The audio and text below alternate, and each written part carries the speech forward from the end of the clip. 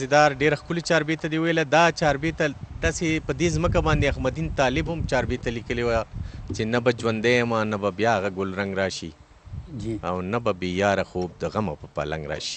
بالکل. نو علمزیب خان احمدین طالب چاربیتې خو به تاسو هم اورېدلي که نه؟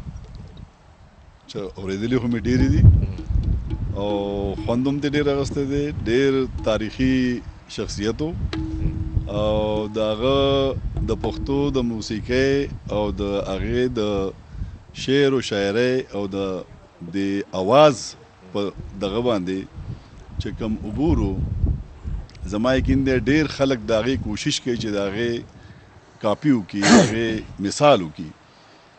نو هغه خو یو تاریخ دی. دغه زمونږ احمد ګل استاذ هم ډېر ښه وویلو او خدای دې وکړي چې دغه شانتې د دوی دغه ریاض هم په دغه شکل کې جاري وي او نور خلک دې چاربیته ځکه چې زمونږ د پښتو د ادب یو عنصر دی او یو ډېر مضبوط عنصر دی د ټپې او د چاربیتې د دې یو مقام دی زمونږ په پښتو په موسیقۍ کې. او زه لږ غونته کې تاریخي دغه که تاسو ته ووایم د دې وطن دا حجره نوې نوې حجره د دې کنځلو چې اوس موږ د ډمبرو ډیری په نوم باندې دا ځای مشهور شو د هغې وجه دا ده چې دې نه ګیر چاپېره د ډمبرو بوټي دي. دا کلی د ډمبرو په نوم باندې غواړو چې دا مشهور شي او دا د ډمبرو ډیری او واقعي د ډمبرو ونې پکې ډېرې دي او د ډمبرو ډیری موږ ځکه وو چې دا یو ډېر د دوایي بوټی دی دوایي بوټی دی او د دې خلکو ته ډېرې فایدې ورکوي. ډېر خلک یې په دغه باندې نه دي پوه. دا زمونږ ماهرین د زراعت او د دې د څانګې دوی به په دې باندې خبرې کوي. خو زه غواړم چې لکه موږ پخوا زمانه کې چې به دې ځای ته به راتلو نو ډېر مشکلات به وو ځکه چې موږ به د صوابۍ نه پیدل شروع شو او داسې به راتلو پیدل پیدل او دې کنګلی باندې یا په دې کلان باندې به موږ راختو په دې غر باندې د چوان جبا او د کنځلو د کې موږ شپې کولې. دلته کې به ښکارونه و دلته کې به ډېرې مزیدارۍ وې. دلته کې به د دې ځای استوګن خلکو به دغه ساتل څاروي به یې ساتل د دوی به زراعت مو خو زراعت به یې کم او د مال مویشي د هغې دغه به یې زیات و. هغه به د دوی د ژوند ذریعه وه او د هغې دپاره به هغوی په دې غر کې پستوني کرل دې کې به چې کوم دی واښو د هغې اشرې به یې کولې. ډېر یو خوند به و د هغې نه به موږ به اکثر د دې اشرونو ورځو کې به رالو. دلته کې به د غوړو دغه به یو اشر به او دا خلک به پې ټول راجمع شو. یو ډولکي به غږېدل یو سرنا به وه او یو مزیداري به وه. د هغې نه به د خلکو هم خوند اخیستی ده او جوش به هم په خلکو کې راتل چې شریک ژوند و جي شریک ژوند و که نه. نو ریاض خان ستاسو خوښ شو که نه؟ احمد ګل استاد واورېده که نه؟ احمد ګل استاد مې واورېدو او زه د خیبر ټي وي د کلیوال رنګونو ډېر مشکور یم چې په دې کې موږ ته بلنه راکړه او زموږ یو د ځوانۍ یو د غیر آیات کو چې د زلمیتوب چې د کلیوال ژوند کې د حجرې کلتوري اړخ څه دی. نو رښتیا وایم چې ډېر خوشحاله شوم. د ځوانانو زلمو سره هم لیدل کتلو شو او په دې حجره کې احمد ګل استاد هم واورېدو. د احمد خان یاد راته را تازه کو. صحیح بالکل. احمد ګل استاد خو زه ټولو پښتنو د سترګو تور دی او احمد ګل استاد د ټولو پښتنو د زړه ټکور دی. نو موږ به خواست کوو احمد ګل استاد ته بیا چې موږ ته یوه بله سندره وایي خپله خوښه باندې. واه بچې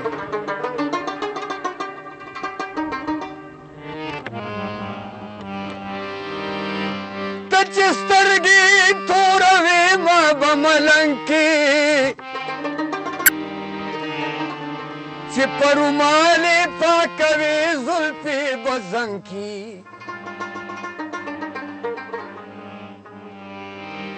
پرونه رنګ دې د زلفو تلې نه دی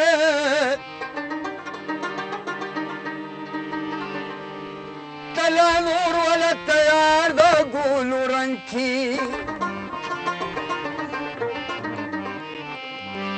بې د یاره بې بل څوک په کار نه دي में तख्ता बादशाह याद औरंग की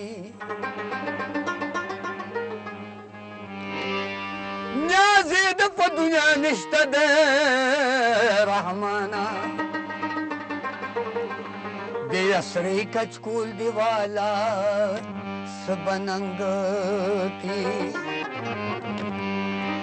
इनकार बसिंग उकड़म ची करार में दे पजड़ की प्रेम दे मलगरो बस पल्यार में दे पजड़ के प्रेम दे मलगरो बस पल्यार में दे पजड़ इनकार बसिंग उकड़म ची करार में दे पजड़ की प्रेम दे मलगरो बस पल्यार में दे पजड़ प्रेम दे मलगरो यार मेरे फजल के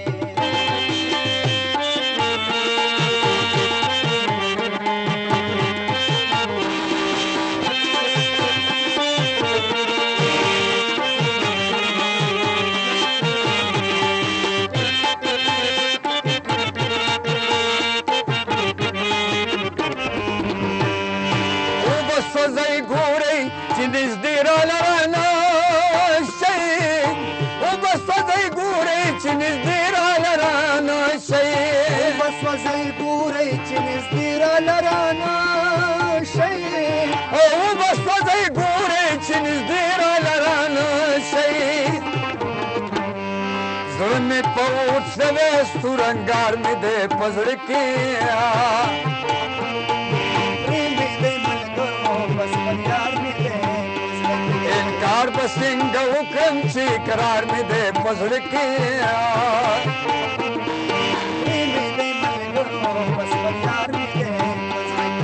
प्रेम दे मलगरो यार में दे पजड़ के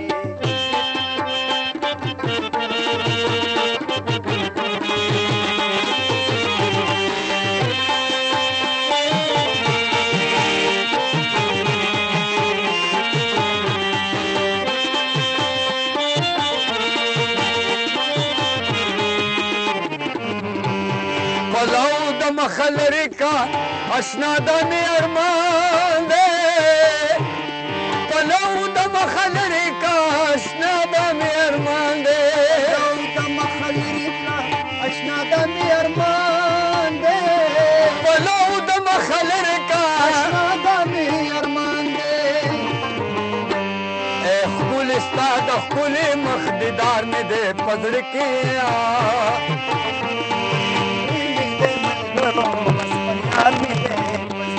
इनकार बसिंग उकरम ची करार में दे पजड़ के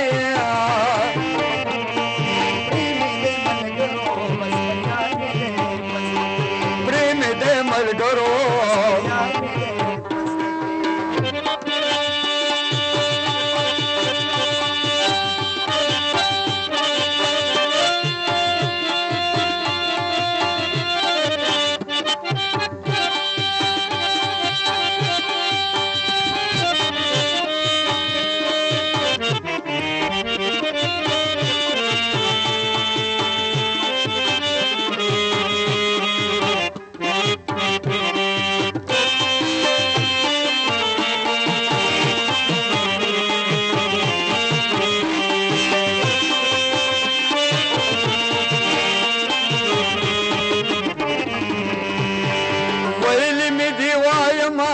मुनकर बदर ना शमा वैली में दिवाय मां मुनकर बदर ना शमा में दिवाय मां मुनकर बदर ना शम वैली में दिवाय मां मुनकर बदर ना शम रहीम करे इकरार दे दा इकरार में दे पजड़ के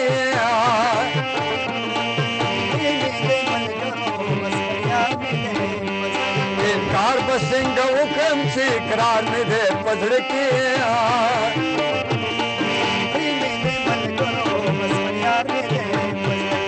प्रेम दे मलगरो प्रेम दे मलगरो बस मल्यार में दे पजड़ के